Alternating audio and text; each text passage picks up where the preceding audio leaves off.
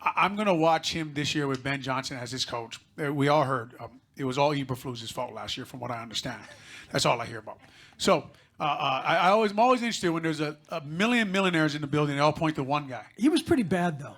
Right? That's what you hear, right? You weren't in the building, right? That's what we hear from People the in the building. people in the building, the people who Are all still in kept the their building. job by throwing him nicely under the bus, right?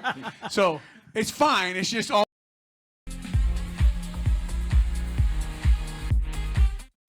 What's good, Bears fans? How y'all doing out here? It's that dude, the MindOfMurdock. So we had Olin Kreutz out here talking big boy stuff, man. He was making a lot of accusations and kind of just throwing out different things here and there during his interview on 670 The Show. Wasn't necessarily his interview, but it was his segment on 670 The Show.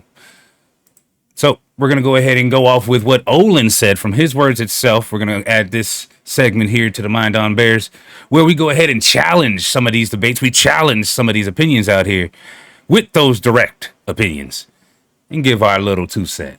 So here's Olin Kreutz. Games up there at Hallis Hall. I'm always interested, Lawrence and Speaks, when people say to me, man, why do you sound like you doubt the Bears so much? And I just print up the 10-year history, the last 10 years of their records, and I say, well, why do you trust them so much, right? So to have a guy like... Well, this is the thing, Olin. The reason why we trust this team so much is because we're actual fans. We actually love the team that we have. We're not a veteran that switched over to this team after a certain point in his career that had a okay to mediocre standpoint that didn't necessarily turn out well when he was with the Bears. You know, he was okay at best, right? We didn't do that. We loved our team even when they sucked. Before the Rex Grossmans, you know, with the Tim Couches, the man, dude, there's just a lot for Bears fans, you know. So that's why we're here. We're committed to our team all in all, through and through. This is what we do. This is what we do. We support. That's why you believe. You believe in their path. You hoping that your team does right. Because they've shown commitment to their coaching staff. The coaching staff that the Chicago Bears have had, they've really made sure to fully give them, you know, their opportunities. Every single coach that we've had on the Chicago Bears, whether it was a good season or mediocre season, they've still had a chance to actually fulfill their coaching contract, right? And that is something that, as a fan, I feel that's what you want from any type of company. You know, any type of company whatsoever, you want them to go ahead and put that full commitment and say, hey, we really gave this guy a chance to do what he had to do, right? And that's all we consistently seen. We've seen that with Eberflus. We've seen that with Tressman. We've seen that with all of these different systems and different head coaches like Matt Eberflus also, where we let them implement their players. We let them, well, first off, we let them have their players in the beginning, the ones that was with us. They evaluated who they had, and then we also gave them the additional years to go ahead and get the players that they needed to put within their system and see what they could do. So, us as fans, we're here. And just in general, as a franchise, we believe in what we're doing, Olin. So that's one of the biggest things, Olin. That's why we believe. Because even when you were here on the Bears, we believed we could be better. Even when you weren't here on the Bears, we believed we could be better. There's been all these times he said 10 years. We just heard a quote from Olin Kreutz saying, hey, 10 years? Haven't been to the playoffs or haven't won a playoff game. We've been to the playoffs. We've had good seasons. Bunch of 9 seasons, 8 seasons. But then guess what? It's always been something, right? Last year, Hail Marys. Years before that, double doinks, so on and so forth. We're not going to bring up all the bad, juju out here. But that is why Bears fans have been committed, Olin Kreutz, to this team, because we're trying to see that they fulfill our dream of what we're looking for and what we believe that the team should be doing for this team. It's just sad to say, some players like yourself aren't as committed, and I understand because you're not an actual fan of the Bears. You're not. And we understand that. And it comes with your tone and your value. Overall, you can tell. He makes sure to say one thing nice and then 3 negatives right after that. It's like, whoa, what's up, Olin? What do you really like? It's kind of, you're showing me your true colors. And just him picking the Chicago Bears meant to me that what he saw, who knows what he saw. All right now. Olin. Were you not paying attention? I was paying attention last year when we went against the Detroit Tigers. Sorry. Detroit Lions. Lions, Tigers, and Bears. Oh, my.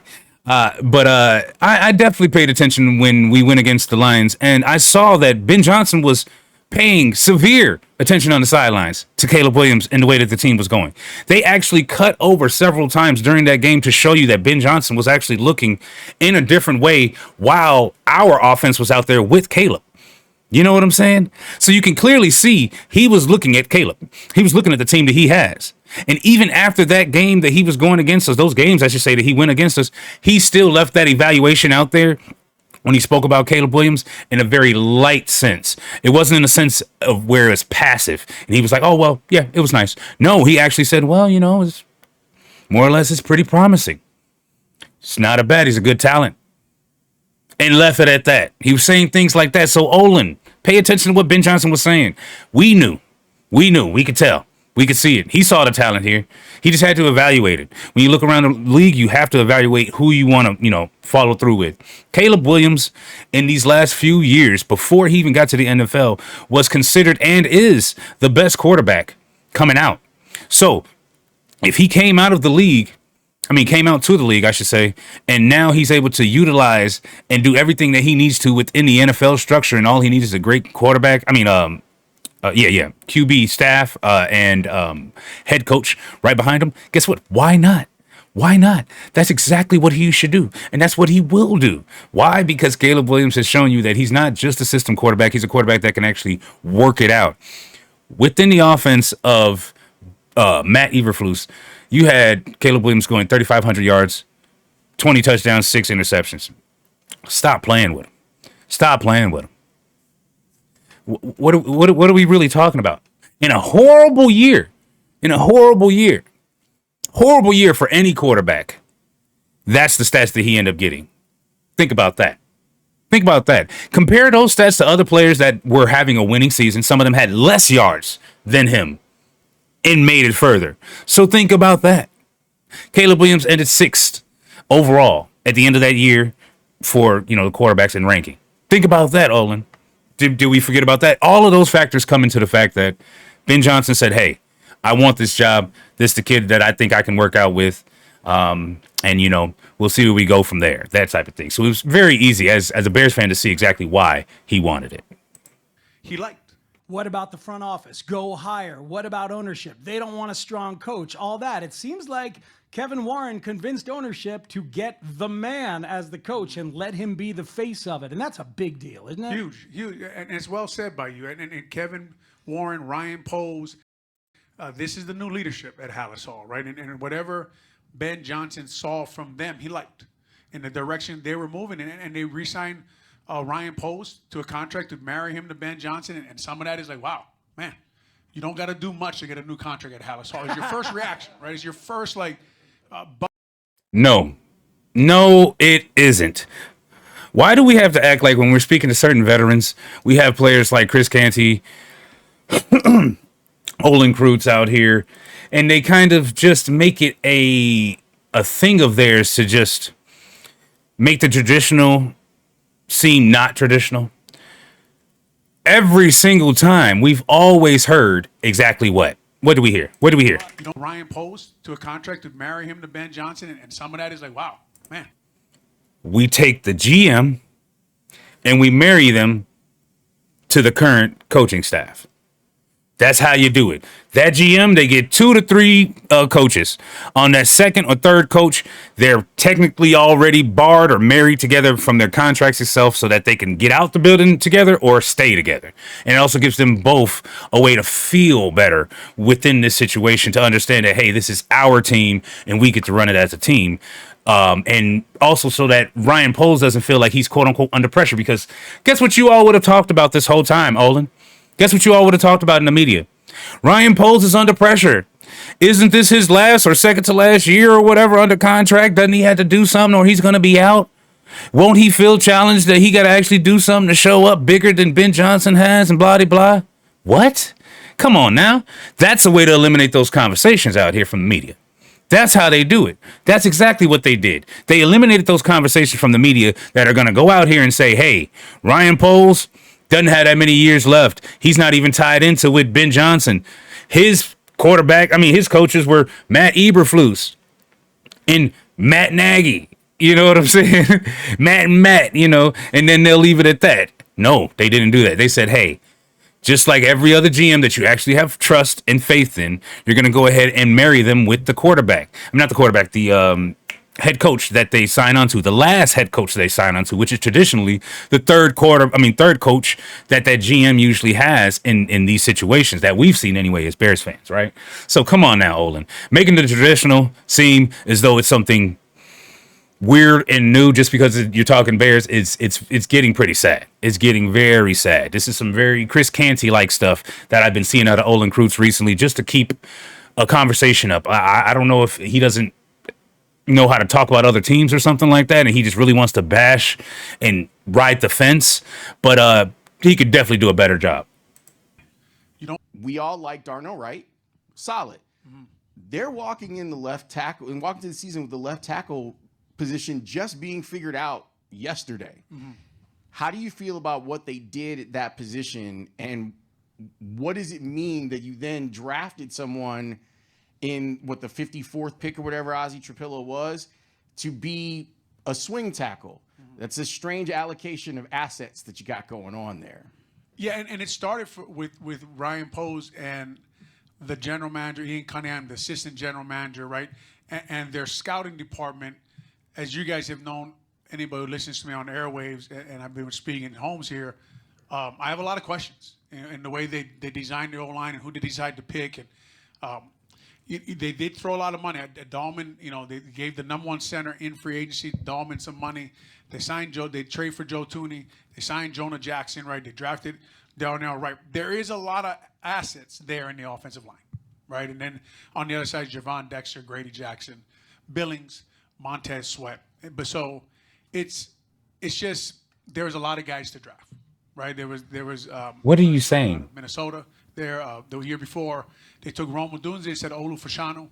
I would have took, obviously I'm an O-liner. I would have took the left tackle, right? I always. So Olin Kreutz, you sat here and decided to take your time to beat around the bush, to jump, to not make sense, as in he made sense, but he didn't make sense. He just saying a bunch of blah, right? Then to say, well, I would have took Olu Fashanu, I would have took left tackle, I would have tried to protect the line, this, and that. That's not what we're talking about. We're talking about this current team and what happens. We're not talking about what woulda, coulda, shouldas, and what, would have been beforehand. This is a way to work around the conversation itself and to say that it's Caleb's fault. To build my left tackle. If you watch the Eagles, if you watch them play, if you see the way they design their team, it's like they're waiting for a street fight to break out, and they just ask themselves, will we win the street fight? And they would, right? And they take O linemen and D linemen year after year, and they stack those positions because you're going to need those guys late in the year to win. And Braxton Jones is a question mark. I will say this. If you have the #1 pick in the draft, if you have a head coach making $13 million, if the inside of your offensive line is making all that money, if you drafted a receiver in the first round, if you gave DJ more money, if you drafted Luther Burden, if you drafted Colston Loveland at tight end and drafted Cole Kmet in the second round, if it doesn't work, it's not Braxton Jones' fault. Those guys are not making them better. Let me give you an example. So before he goes into his example here, he's actually going to talk back on his own self here. And this is one thing I really need you all to pay attention to. The rambling, the fact that he's going to catch himself up because he's going to say now, hey, well, the thing about it is the offensive line has their assignment, right? But then the quarterback should be able to tell him what to do. He should tell him when he sees something and so on and so forth. But then we also have Drew Dahlman and other players coming out themselves saying, hey, we got to do better as offensive linemen. We have to communicate better. I've seen in so many situations, and we see it game in and game out, the offensive line is speaking to each other like this, turning their head, speaking to each other, pointing, looking, veteran presence on the offensive line, looking, other presence in general, looking around, pointing. Caleb can only point to certain things that he believes is happening. The line then has to make sure they protect themselves and Caleb, right? Their job, the lineman's job, is to protect Caleb. Caleb's job is to have his protection ready, but overall is to execute the play. Not to necessarily protect himself, because he can't just protect himself. If it's just protect himself, I just throw the ball every time, right? It's to execute the play. So you want to protect yourself as in saying, hey guys, please watch my left, or please watch my right, or watch up the middle, watch A gap, C gap, whatever, right? But overall, he has to execute the play. So he's not actually protecting himself. He's just trying to hope that that note is took inside of the offensive lineman's mind, AKA, in this situation, Braxton Jones' mind, that he can then utilize and do something about it, right?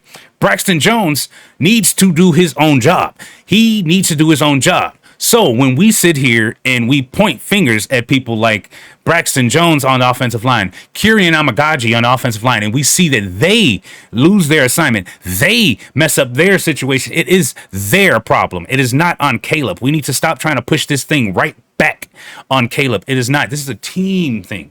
So since it's a team thing, we need to make sure that the proper blame goes to the proper people so that we can constructively build upon this team and we can be more of a franchise. At this point, with people like Olin Kreutz speaking like they are trying to change the narrative, that means when you're seeing something clear and then he's saying something like this, it makes you feel like it's not, what you think it is. Come on now, people. What you see is what you see. Offensive line messed up. Now, in some situations, of course, protection is on Caleb. But once again, Braxton, that's his only job. That's his only job, is to pay attention, to block, and try to utilize and do certain things. And do it how he's supposed to. And when he was assigned to do certain things, he's been bullied. When he was assigned to do certain things, he's failed at those times when he was assigned to do them and knew when and what to do them in the position.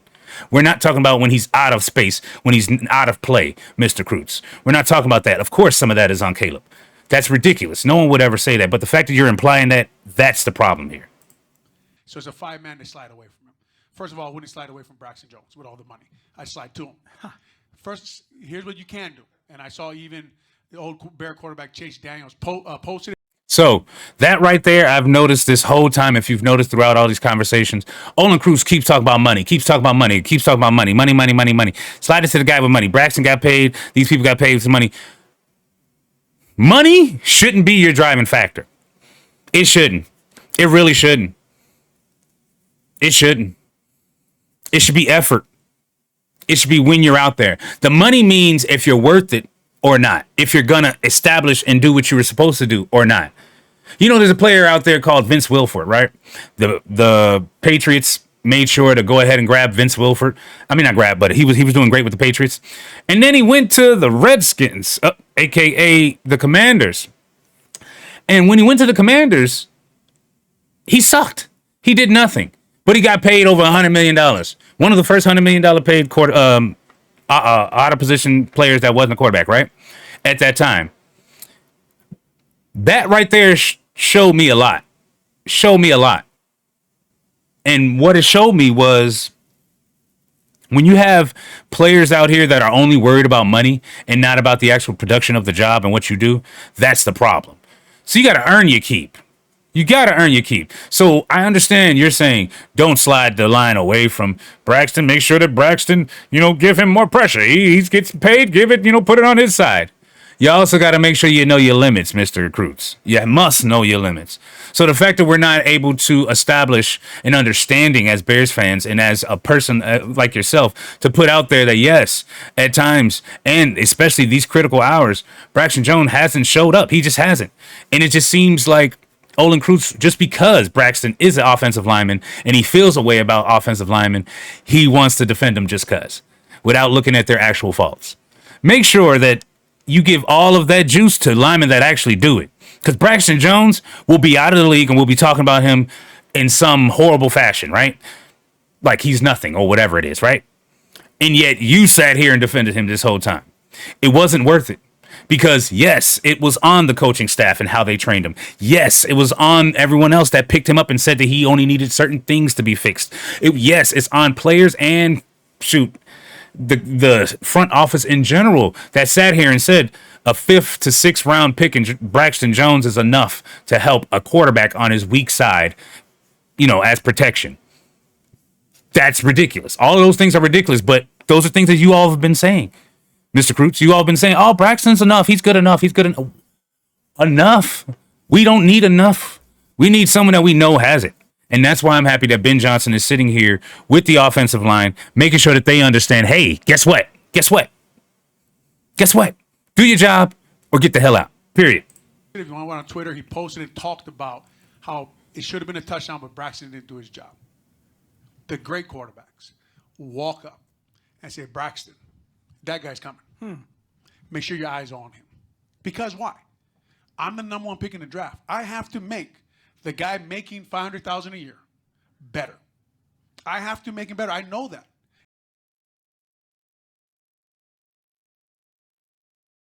Here he goes again.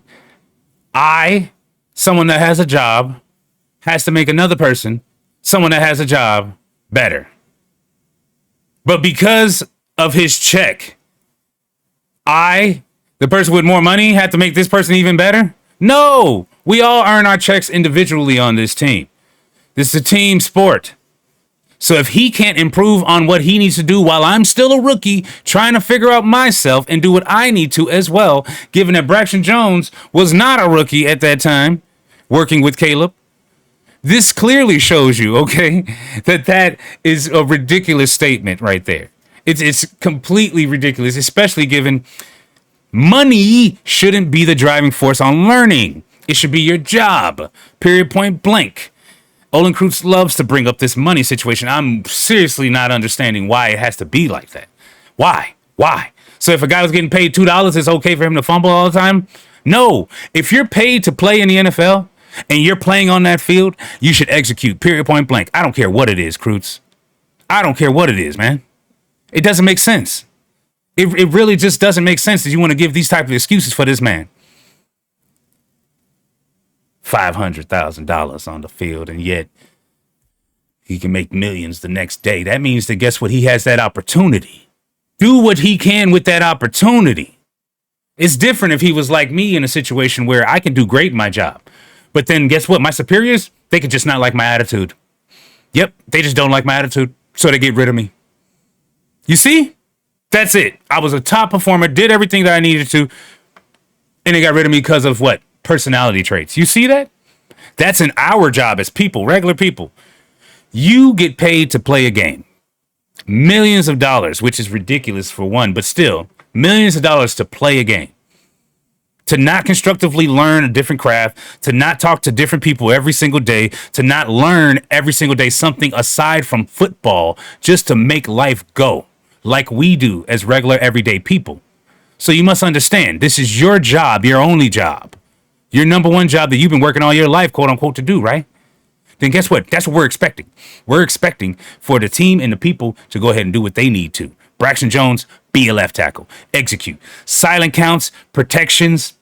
Shoot, communication, the execution is not just on the quarterback, people. It definitely isn't. You have ex-players in Ryan Clark, in Chris CANTY, and now, sad to say, Olin Kreutz, all kind of sounding the same, finding random-ass reasons to just hate on the Bears and Caleb Williams.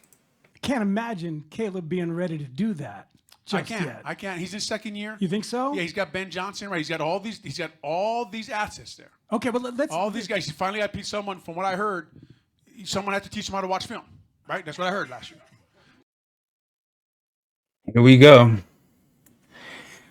I don't get what's up with the way that people are talking with this. So I heard stuff. It's very off-putting to me to hear something like that, because you're not being straightforward and forthcoming with what you need to. You're trying to be very, and you know exactly what you're trying to talk about.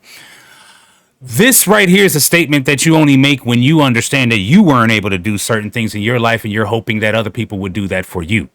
One thing that I've noticed with his statement, him saying veteran quarterbacks or elite quarterbacks would have said this, and that, or great quarterbacks would have said this, and that.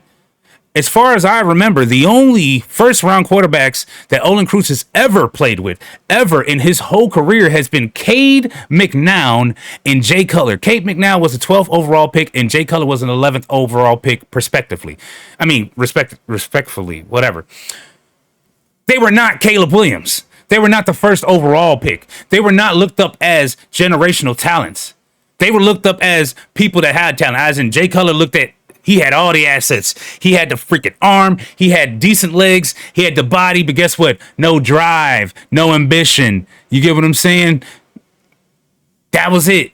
That was it. That was what Jay Cutler was. And that was the quarterback that you played with. So the fact that he, as an Olin Kreutz, wants to sit here and say, basically quoting quarterbacks that he's played with like Drew Brees at this point, because that's the only veteran that he's played with that has any type of in his career that he can actually feel like this is something that that person could have said, because neither Cade McNown or Jay Cutler in your life, Mr. Cruz, has shown any type of leadership to do and follow through with those things. So I'm not quite understanding where this comment comes from. It's just like something you just pulled out the air. This is my issue with people in general in life. A lot of times you don't have those own personal examples to show why and where your own information comes from. You just pull it out of the freaking air and say people. You can't say people. You must have your own examples. And then if you can't have your own examples, have examples that lead on to those examples. Meaning, you have a place in life, something happened, and it was relative to your example now, right? That's not even here. You just said that veteran quarterbacks should be able to look up and say, hey, this is that. And I think Caleb Williams should be able to do it in his second year. After having a coaching staff with Waldron, who was horrible, laughing on the sideline with a very bad game plan, with Matt Eberflus, also a horrible game plan. We saw how that went. They fired staff before the season started. We fired staff during the season. And then we also fired Eberflus before the end of the season. Before the end of the season, ended up having Thomas at the end. This is a very chaotic first season for any quarterback whatsoever in the league, especially a Bears quarterback ever in the history of the Chicago Bears. And yet Olin Kreutz wants to sit here and throw that stuff to the side like it's nothing. Are you serious? All of that matters. All of those factors matter. And yet, I was going to say Justin Fields, and yet Caleb Williams still had 3,500 yards. 20 touchdowns with 6 interceptions, and was still the 6th best quarterback by the end of the year. Come on, stop playing. Give him his credit where it's due. If you give him his credit and then you scrutinize, I have no problem at all. But he's giving no credit and scrutinizing the whole time. And that's the problem here with his criticism, I feel. Chris Canty and especially Ryan Clark right now. Ryan Clark is going crazy with insulting people as much as he can. I don't understand it. So I don't know. Like as from a football guy, there's still some things I hear, I get confused. Drew, since you got here, there's been kind of talk of how you could take some things off Caleb's plate to help him play faster. What are some of those things that you think you've been able to kind of alleviate that's going to allow him to be at an optimal level? Mm-hmm. Yeah, I think it's without getting into any kind of scheme specifics or anything like that. We've done a really good job of communicating with each other and letting each other know like what's helpful, what's not helpful, what kind of things he really likes to hear from me and what things we need to hear from him. And so that stuff has been really good, kind of learning the flow of information at the line of scrimmage. And then just the offense as a whole runs really well when all of us are communicating. And so that's been a focus, is like the O-line relaying everything we need to know, and then the quarterback relaying back and all that. So I feel like that's been really improving, and it's been good. So that right there, okay? That right there is Drew Dahlman saying right there, hey, O-line needs to communicate better. Overall, they need to communicate better, and that's the thing that we need to see overall, is that analysts, media, you need to see that we're acknowledging our faults just as well. Caleb Williams is doing what he needed to. I also don't know if Mr. Kreutz has paid attention to when Ben Johnson has said himself in the recent past and during training camp that, hey, Caleb's doing his thing, and without sugarcoating anything, players aren't executing. They're not getting to the spots they're supposed to be on time. So Caleb's not able to see them on time when they need to be there. So he's already moving on to his next and so on and so forth. So we need people to execute all together, since this is a system that they're running overall that's going to be ran under Caleb Williams' talent itself. So that is something you got to pay attention to. We all must not act like we don't know what's happening. Yeah, he's actually saying what we just talked about. And he is not just saying what we just talked about. This is Olin Kreutz trying to say, oh, well, he's saying what I said. No, he isn't. Here's his workaround. Listen to the words. Listen to the words. It's crazy how the figure skating with the words he's trying. Right, he's saying, what do we need from you there? I'm in silent cadence. I cannot help the left tackle. Right, if the quarterback's inside the... He's saying, what do I need from you? I'm in silent cadence. You see, I just switched that. He said, what do we need from you? As in, he was speaking from the O-line's perspective. And then he went straight to, I'm in silent cadence, right? So I can't help the O-line. Listen. When the offensive line is, like, people have to understand, when you're on the road and it's silent count, a lot of stuff, communication goes out the window. The quarterback is basically in charge. No. The line and the quarterback are in charge. You both are in sync. When it's a silent count, you're going off of what you remember the count is. He's the only guy who can change protections, see things, let everyone know what might be coming, what might not be coming. Yes, but he's not the only guy that can see things and so on. No, he's not. We've seen plenty of offenses speak, meaning the offensive linemen speak, amongst each other, like how talking and stuff like that, getting their own mind straight between each other. Offensive lineman to offensive lineman. I was just watching, Ben Johnson and the Lions averaged 31 points, right, against the Vikings last year. So watching how did they get that done? Jared Goff's doing a lot of that. He's doing a lot of redirection. He's taking a lot of hits, getting the ball out. He's doing a nice job negotiating Flores, he guy's insane with the stuff he brings. But what you hear there is, what do we need from Caleb? That may be something. I didn't hear what we need from Caleb. I heard Drew Dahlman say, we're speaking amongst ourselves and the linemen, trying to get communication right. We're trying to make sure that we understand what's useful and what's not, and then communicate that back with Caleb so that Caleb can understand this is useful, this is not, and then whatever this is. That's what I heard. Not what do we need from Caleb, just that's it, plain and simple. Just trying to put it on Caleb. What is this? Right, and Caleb, that's what preseason is for. You learn that. In that moment, hey, man, remember, 5-man protection. By 5-man protection, I mean everyone else is out in routes. There's only 5 guys blocking, right? The offensive line is the only guys who have blocking responsibilities. So the running back is not going to block the linebacker. So now the backside tackle mostly in a bubble. That won't go too far, but he has 2 guys. So this is what Olin Kreutz did, and I noticed a few players try to do this. They try to talk about their subject and then try to talk about certain details of the subject and try to make it seem as though, I don't want to go too deep into that because, that's a bit extra. That's too football-y. Because they didn't have anything to actually say. So he didn't actually have anything to actually say by breaking that down right there in that moment. He could still have said his whole situation. He still knows there's other ways that he could have said it. But he chose to throw that out there just because he's literally just kind of throwing your mind off by making you focus on different things. Come on, Mr. Kreutz. Why are we doing this to Bears, man? What is up with all the media hating on the Bears right now and having to find these ways to do this weird stuff? You can blame the 5th-round pick tackle if you want, right? You can do that. That's up to people. But I always live by this: who much is given, much is expected. All right, and that right there is the biggest thing. I agree. Much is given is much, and then much is respected. Braxton Jones has a starting job in the NFL. Every last player out there has a job in the NFL. You must execute your job at all times. Period, point blank. That's what we want you to do. I don't care if you paid $2. If you paid $2 to play in the NFL, you play in the NFL for that $2.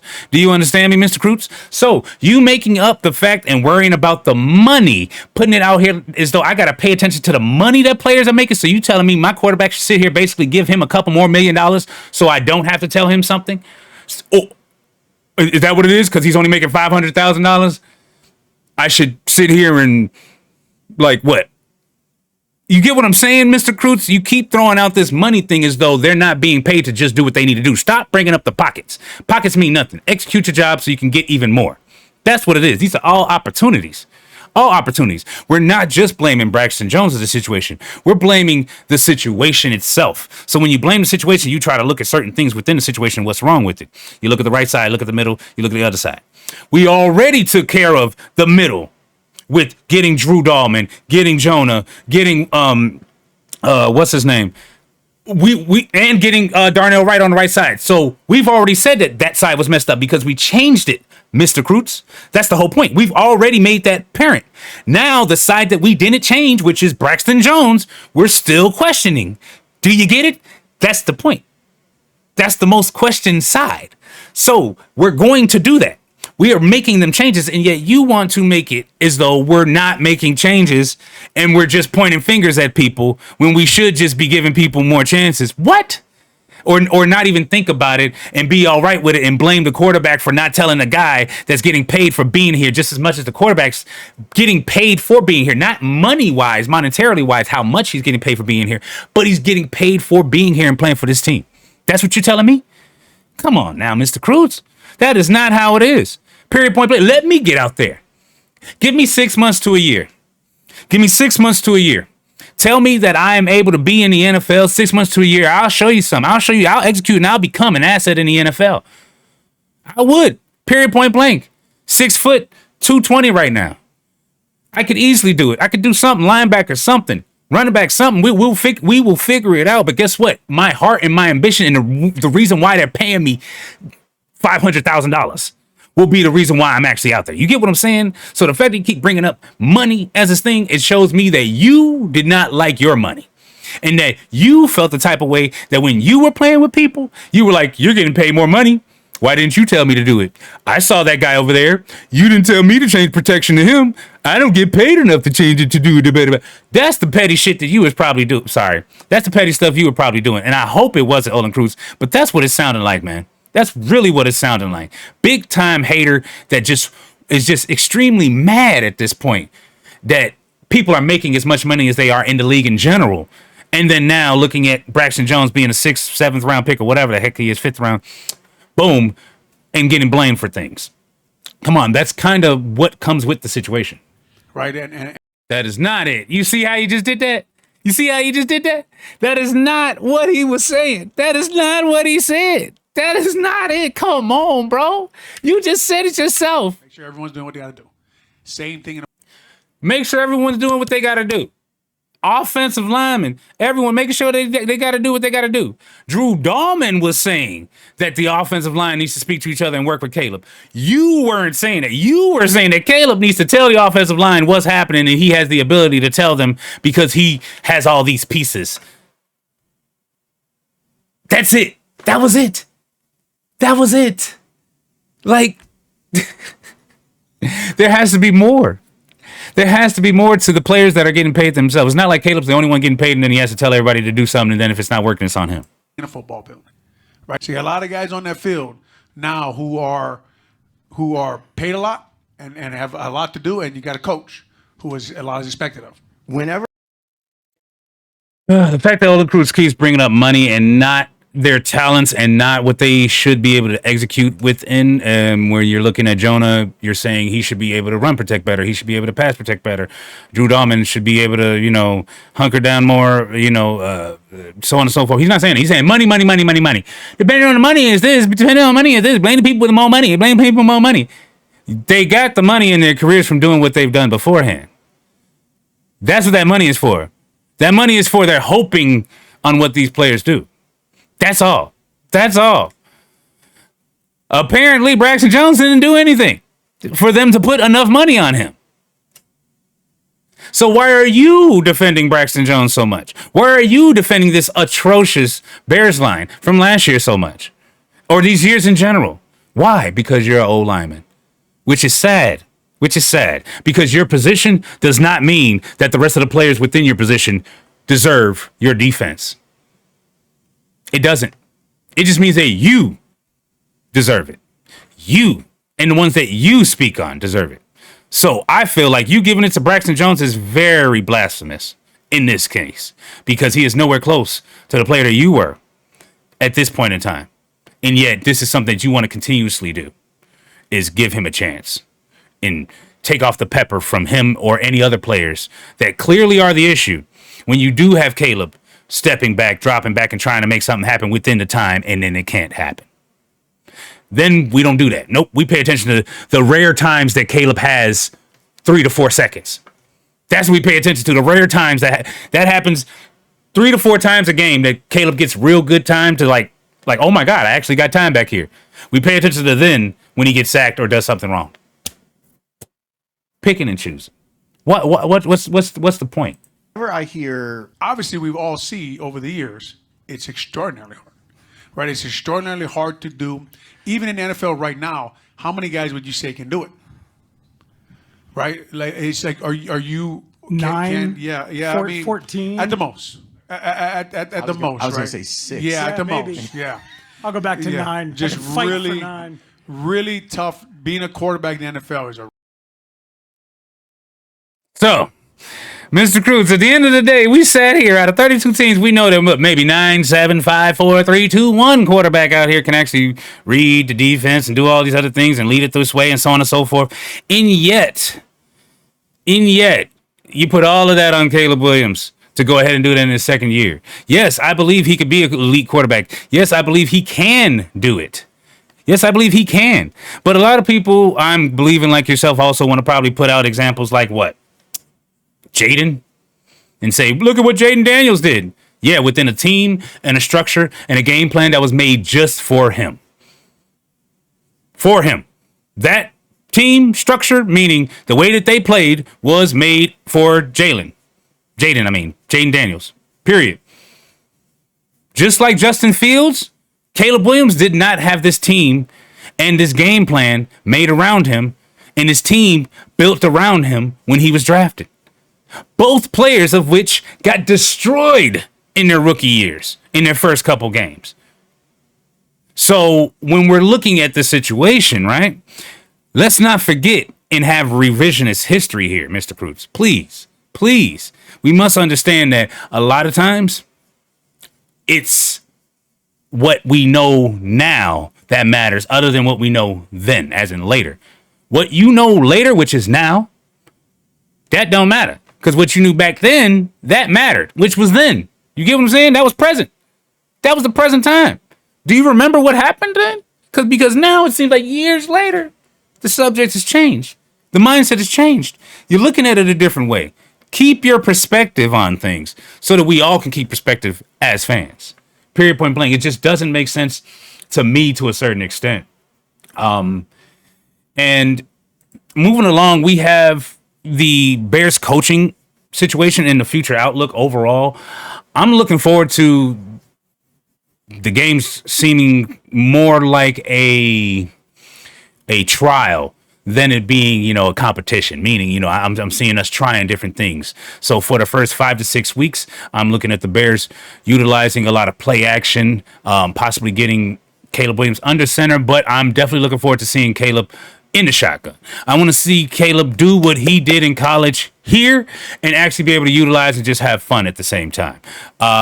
Superman is not being locked down at all by Ben Johnson. Ben Johnson wants to still see that, but he does want to temper it down, meaning you don't have to necessarily do it as often. Have more confidence within your offensive line. So that's the thing that we were trying to build, which is that confidence within that offensive line. If you haven't had much time, if you haven't had up to 3 seconds, if you haven't had up to, let's say, 4 seconds, even though that's pretty long, but let's say just 3 to 4 seconds.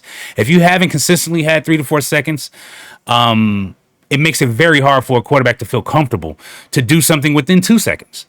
It really does, because 2 seconds feels like you took 5. It's like 1, 2, 5, and then you just want to do something and you just want to get out of the hole, so on and so forth. So the line didn't keep Caleb confident whatsoever in what they were going to do and how they wanted to utilize things. So Caleb wasn't the type to manipulate the situation and make it seem as though he could. He worked within what he could. He didn't have any tape that was, brought to him to say, hey, this is what you see, this is what you know, this is what you don't. Period, point blank. And it was shown by that. It was clear. It was clear. It was very clear. Big time clear. He's showing big time growth since last year, but the O-line, they have to protect his blind side big time. The whole offense itself has to make sure that it works on, actually running the plays within the structure that it's supposed to be. Because I've noticed that we're slightly late, even after the ball has been hiked or whatever. We're slightly late even getting off the line sometimes. So we just need to go. There needs to be a lot more go, go, go, go, go, go, go mentality, right? Monday Night Football is the Bears. Bears are going to be there destroying, hopefully, the Vikings. So that's going to be something to look forward to. Going against JJ and them. The Vikings have a nasty defensive line. They've always had a great defensive line defense in general, especially with Brian Flores back there. He's going to be dialing up so many blitzes, so many different schemes that, Caleb's going to get really tested Monday. And that's going to be interesting. I can't wait to see that. And guess what? On the reverse end, I can't wait to see Dennis Allen go knee deep into JJ McCarthy to let him know how it is as a rookie. But also DA, he's been giving up a lot, man. He's been giving up a whole lot. He's been giving up a whole lot trying to change this team into a defensive man-to-man type team. I mean, not defensive, blitzing man-to-man, type team. And that might not work out for us. They do have players like Naylor, Jefferson. I believe Jordan Addison might be out there also. So it's going to be a hard situation for us to get past as the Bears, given JJ might actually be dialed in. He might actually be ready, but you never know. We'll have to see. Given the preseason, it was okay. It wasn't too bad. Wasn't too bad at all. There were some things that JJ definitely got to work on, and we'll see if they can actually utilize and, capitalize, but not against the Bears, not Monday night. We definitely don't need that at all. They need to definitely stop shifting the blame from one way to the other. We need to just make sure that we keep things where they are. It's team. This is all about team. We need a winning season in general. Winning season. Winning. Why? Because next year, easily we take it. No, but it would be great to see this team formulate and do more at the end of the day, because it makes more sense when we have players doing a lot of work that they were paid to do. Since we want to go there, Mr. Kreutz, I'll go there myself. Braxton Jones, starting left tackle. You're paid to be a starting left tackle. Do your job. That's all. We just really want you to do your job. We definitely do. We need people to stop laughing at Caleb's progress. He's learning with Ben Johnson. This team has a real plan for Caleb Williams. Big time, period, point blank. Overall, it looks like Chris Canty and, a lot of the people that are saying big picture here. The big picture isn't Caleb Williams, okay?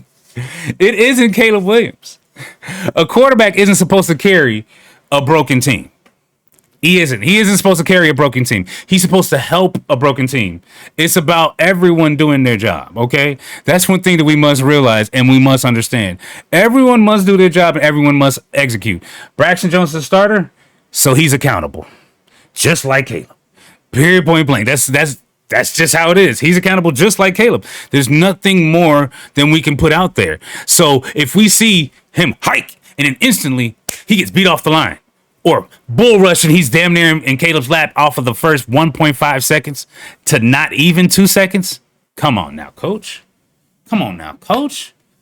Stop blaming just the quarterback because he makes more money. Stop blaming other players because they make more money. Money shouldn't just be the drive. Money should be the thing for you to hold them to the fire. Period, point blank. Caleb is a young quarterback, second-year quarterback. So holding him to the fire is because of his first round and first overall, pedigree. But guess what? He's done everything he needed to with that. Look at the Bears, Chicago Bears, not the NFL, but the Chicago Bears quarterback history. Caleb Williams has already shown to do and accomplish more already in less time. Mr. Kreutz, you would have loved to have Caleb Williams as your quarterback. So I do understand. And guess what? That's a rookie getting $3,500. So think about that.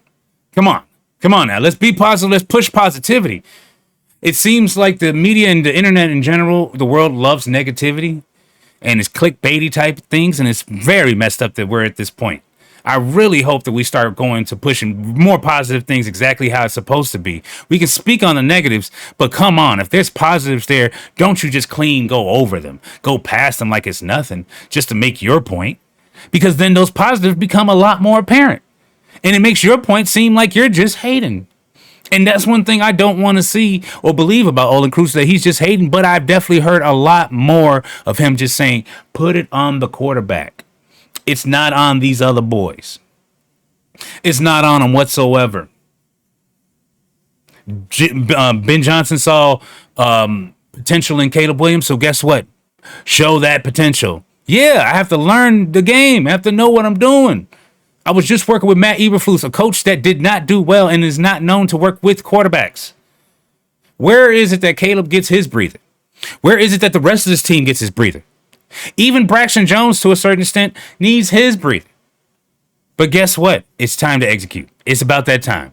Monday Night Football is upon us. I want y'all to let me know in the comments. Is Olin right? Does he have a point? Is there something that he had to say that might, help the situation, or is he really just stirring the pot? Don't forget to hit that like, share, and subscribe. There's been a whole lot to look forward to in general when we're looking ahead at the Bears. We're gonna have a very interesting season. Week 5, week 6, just like Olin Kreutz said, it should be very interesting. We're gonna see what this team is. I say by week 5, week 6, hopefully 4 and 6. 4 and 2, something like that. We'll see. It's gonna be interesting. But don't forget to hit that like I said before. Definitely make sure you subscribe. It's been a fun one. And till next time, y'all.